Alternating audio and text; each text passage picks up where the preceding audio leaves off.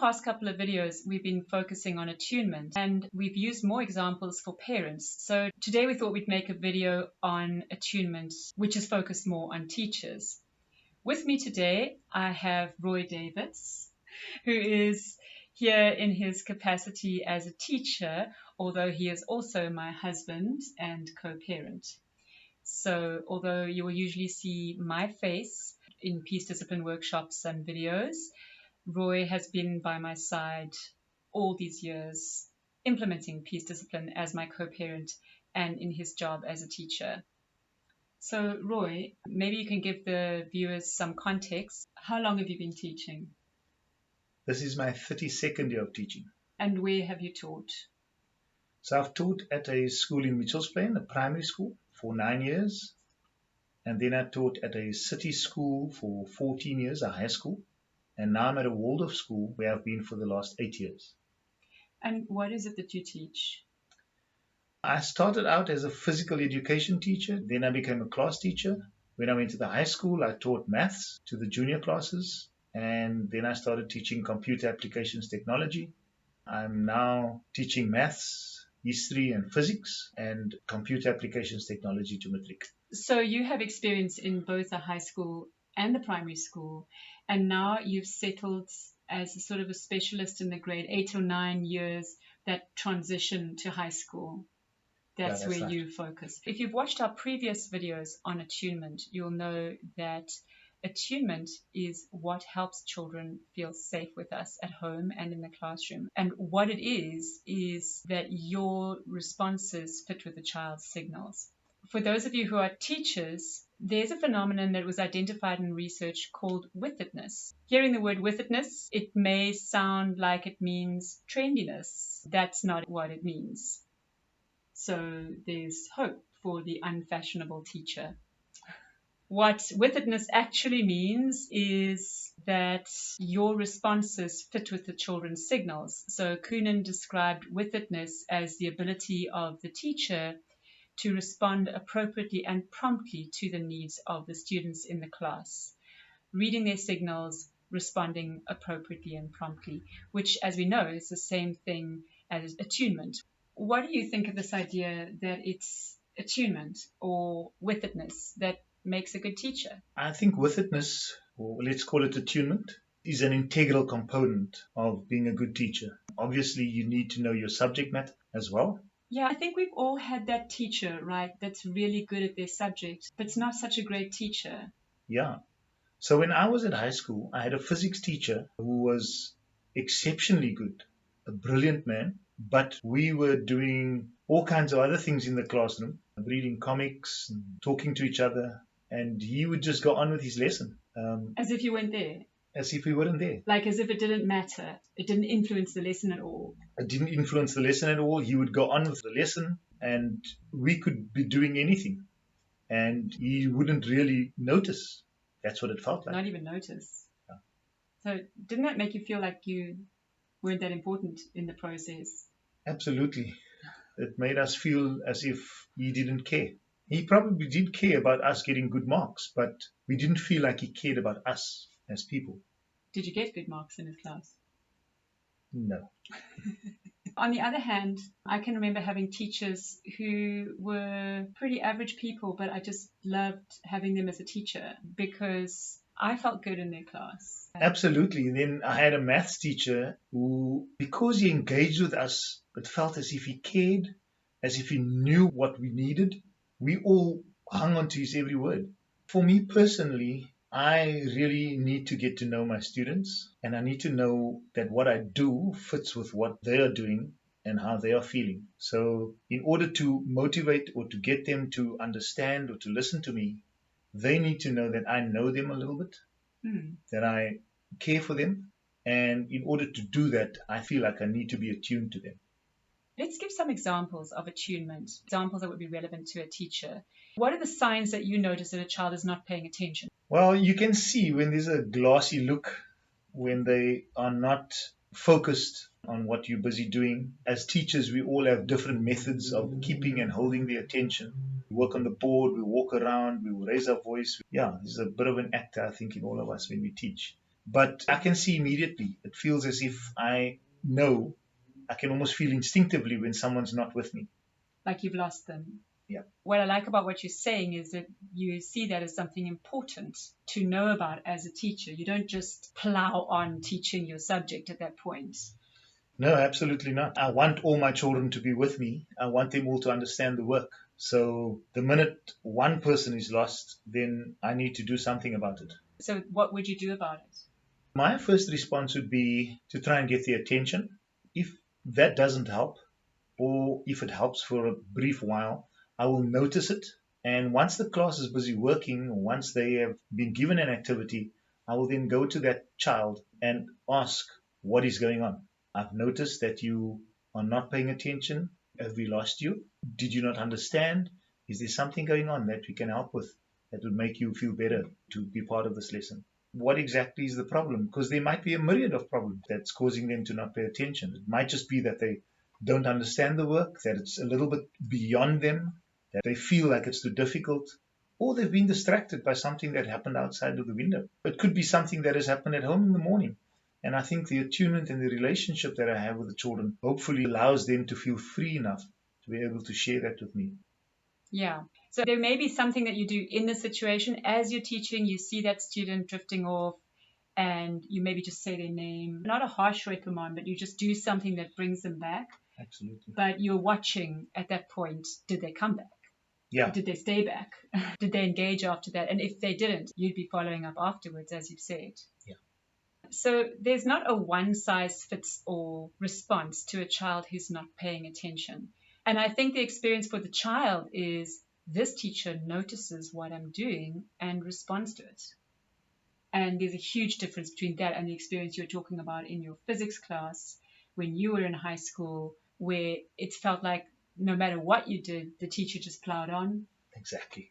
And it didn't even matter that you were there. Let's think of another example. What about in the marking of the work? Let's just say a child has put an enormous amount of work into a book or a project and they hand that in.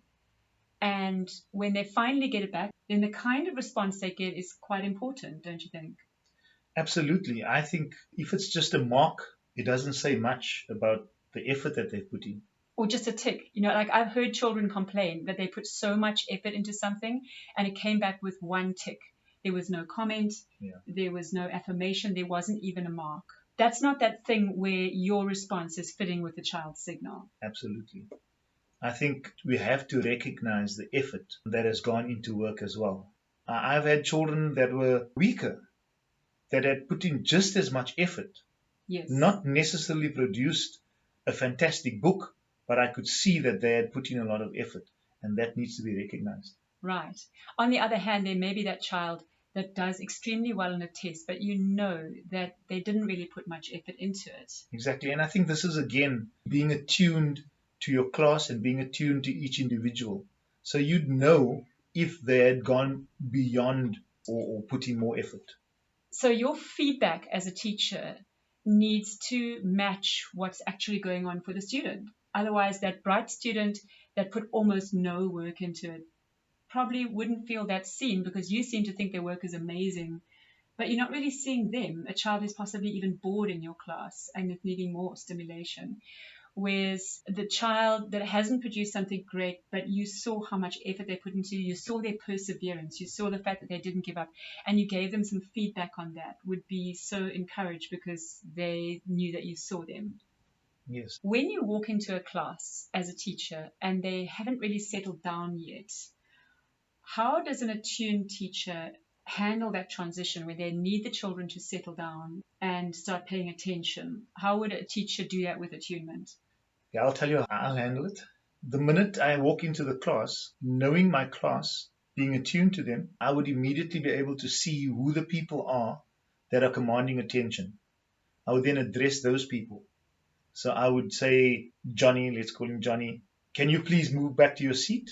They would hear their names and immediately have to respond. And so that is my way of actually targeting those people that were commanding the attention, get them to move back to their seats, and very quickly the whole class will follow. So what I'm noticing there is, again, you don't just have a one-size-fits-all, quiet everybody approach. No, I think the minute you come in with that kind of approach, the children will feel like this guy doesn't know he's, doesn't know us. I think that kind of approach just makes them feel a lot more defensive. To me, it's also engaging with those people that are actually quiet. That actually works very well as well. So asking them a couple of questions, just how is your day been? What have you done before this? How was that for you? Would get the others' attention and would realize, sure, but they're getting the teacher's attention. So, maybe we should also keep quiet and get back to our seats. And I think that's also because they have a good relationship with you, right? Absolutely. For me, that is one of the most crucial things. And attunement very definitely helps with that relationship. If they didn't have a relationship with you, then why would they care whether the other children are getting your attention? Absolutely. Right? If relationship with the children is so important, connection with the children, how do you build that as a teacher? This is one of the areas that I really enjoy because it's getting to know the children. So I do think that I'm quite observant. You are. So I will watch them very carefully while they're working, while they're playing. I sit with them at breaks. I engage with them in the playground, in the corridors. I ask them about themselves. They know that I'm interested in what they're doing and how they're getting on. So I think that's one of the cornerstones of building relationships with the children. And that is for them to know that you care, that you genuinely care. Yeah. We actually met doing youth work many years ago. And a lesson that stood out to me from our mentors in youth work was that you need to earn the right to speak. You don't just go to a young person and tell them what to do. You need to earn the right to speak to them through your relationship with them. And that's something that stayed with me. I've almost built my whole teaching philosophy around that premise. That earning the right to speak means caring about me first before you can speak into my life. Yes. And one of the key ways in showing someone that you care about them is getting to know them. And spending time with them. And enjoying spending time with them. So it's very important that as teachers, we attune not only in the classroom, but also on the playground, during breaks, wherever the children are. On a slightly different topic here, but I think an important one when it comes to attunement. One of the things I've noticed about you as a teacher is how much the students love you. But something else that I've noticed is how comfortable the parents are with you, the parents of the students that you teach. Can you say something about how attunement affects the relationship with the parent of the student that you're teaching? I think parents need to know that we know their children, that we understand their children. So to give you an example, now recently a child in my class started crying when she had to do a maths example. She came up to the table, asked me for help, and started crying and said, I don't understand this work. And I then very slowly and methodically took her through it, realized that she did understand quite a bit of it. But then I had a chance to actually speak to her parent. And when I explained to him what I thought was going on with her, he immediately said, you are spot on. You know exactly what's happening with her. And I could visibly see him relax and realize that I had it in hand. And I think the minute the parent feels that I know the child, they can relax and hand over to me, in a sense, that section of work or that section of school life. They will know that it's being taken care of. I like what you said about how the parent relaxed the moment they knew that you understood their child. And I've seen the same response so many times. I've seen a parent go, yes, that's exactly it. You've got it. You literally see a sense of relief on the parent's face. Parents are vulnerable around their children. They want to know that you are getting their child. They want to know that when something goes wrong, you won't think the worst of their child or of them. Let's think about discipline and the relationship with the child's parent, because when a child does something wrong at school, often their parents have to be involved. What can you say about this? I mean, not only as a teacher, but in your position of leadership in the school, you deal with quite serious discipline problems sometimes. Recently, we've dealt with discipline problems in the class, and the school has a policy around it. But what I've realized is that a policy is a very cold document. And you need to actually be attuned to the child, because each situation is going to be unique, because all children are unique. And so, first of all, the policy needs to be flexible enough to be able to handle any variant of that particular transgression. Yes. But you need to be attuned to the child and know where this child is coming from, what has caused this, what the problem is. Because once that happens, you get the parents on your side, because now you know their child, they feel safe with you, they know that the child feels safe with you, and they know that you actually want the best out of the situation for both the child and the parent and the school. And I think that's what every parent wants as well. If they were the parents on the other side, I think they would want to know also that it's been a fair process and that everything was being taken cognizance of. So you're talking about something here, like where in your class there was maybe a perpetrator, there was a victim, there was a nasty incident, and you needed to deal with that, and you needed to do that in a way which helped both children. And it was serious enough that you needed to inform the parents on both sides. That's the kind of situation you were speaking about. So can you just say a little bit about how the parents responded when you dealt with this situation? So the key thing, obviously, is keeping the parents up to date as to how things are progressing. Because the minute they don't know, they feel anxious, and anxiety gets their backs up and makes them a little bit more defensive. So you need to keep them on board by keeping them informed. This is a vulnerable moment for them. I mean, it's never a good moment when you get a call from the school about your child's behavior, right? If you feel like interventions are taking place with your child at school and you're not in the loop, your imagination can go wild about how badly this is being dealt with. And things can escalate. We actually taught together for at least 8 years of our teaching careers. And we can remember quite a number of situations where the school started addressing something and it escalated to a level where there were lawyers brought in and a very adversarial relationship between the teachers involved and the parent and student. So it became a sort of us and them and who's going to win in the discipline situation. And I think that's a scenario that has poor outcomes for the children concerned.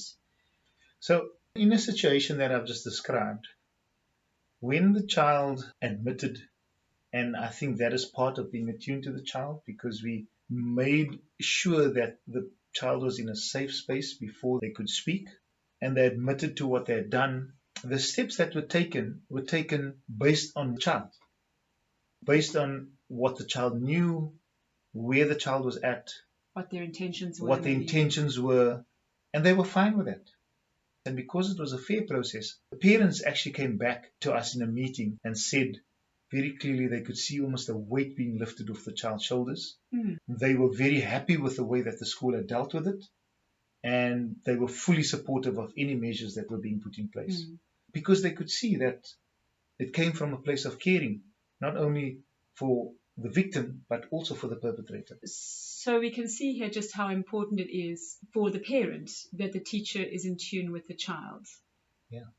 And I think that you find parents letting go and letting you do your job when they know that you are attuned to the child.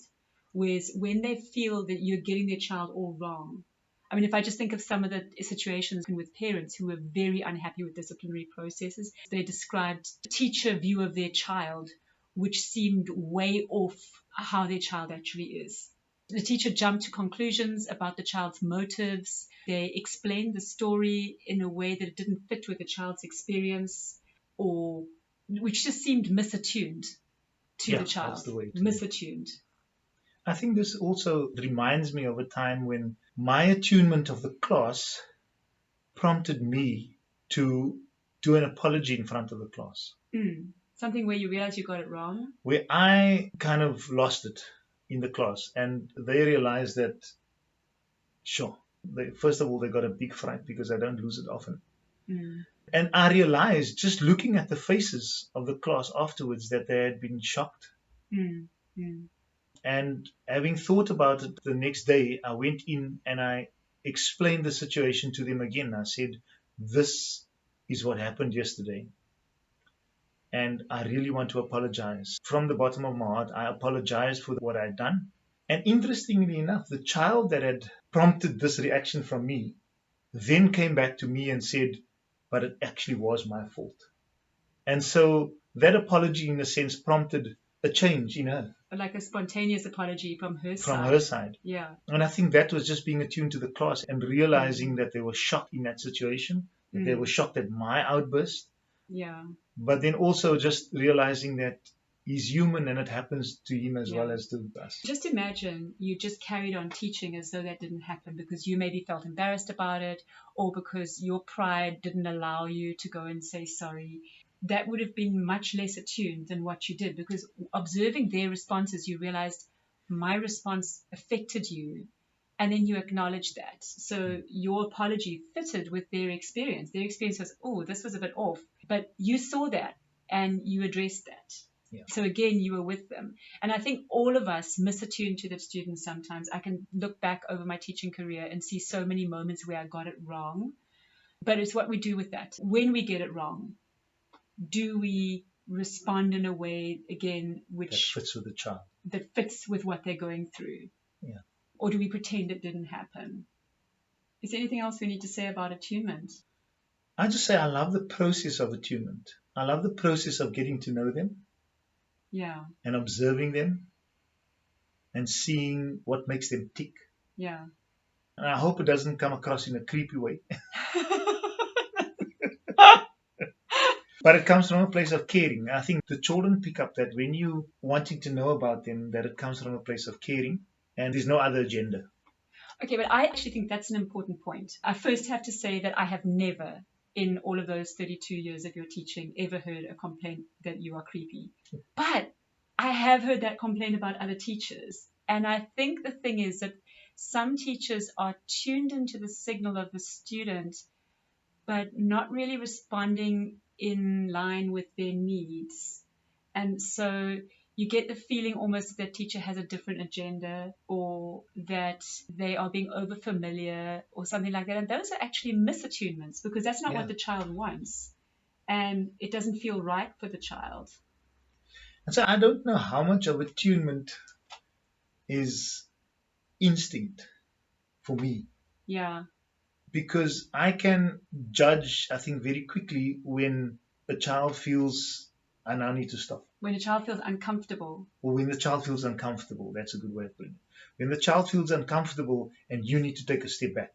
So you can have a good relationship with children, but there needs to be a very firm line between friendship and over familiarity and them knowing that you are still the authority, that you are still the teacher. So you stay in your lane that way as Exactly. a teacher. You have to. And you watch the children's responses, and if they feel uncomfortable, you respond to that. That matters to you. And I think that's a big difference between someone who crosses those boundaries inappropriately and someone who doesn't. Yeah. So there's a very firm line between getting to know the children, being caring enough and having that relationship with them, but knowing when to step back and when they're feeling uncomfortable about how close you're getting. The minute that happens, for me, it feels like instinct to pull away and keep that boundary in place. Like not to be over familiar. Yeah, children don't like it when you're over familiar. And if you don't notice their signals that you are stepping Yeah, into their space. you're overriding their feelings, their sense of self, their comfort, their comfort levels. And so you have to step back, but you need to know when that happens. And I think that's the attunement. It is attunement that it takes. So attunement and tuning in doesn't mean that you put yourself on the same level as the child and you become their friend. Yeah. You care about them, you are interested in them, but you are still their teacher. Yes, absolutely.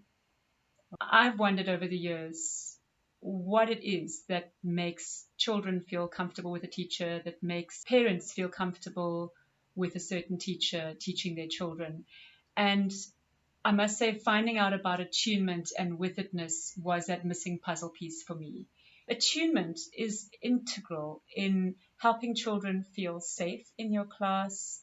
The children will notice how attuned you are in your responses to them in the classroom, in your responses to them outside of the classroom, in your marking of their work, in where you pitch the work in your classroom. There are so many moments where a teacher needs to be attuned. And when you are attuned, it's going to make your teaching easier. It's going to make your discipline easier. The management of the children's behavior in the class is going to become easier. And also your relationship with the children's parents, because the parents can pick up that you are in tune with their children, and that helps them to relax, knowing that their child is in safe hands. So that's all for today. Thank you very much. Thank you. So if you'd like to know more about non-violent discipline methods, then visit the Peace Discipline website at www.peacediscipline.com and subscribe to this channel. Click that little bell that gives you notifications when we post videos. And press like, because that helps the videos be recommended to other people. Thanks for watching.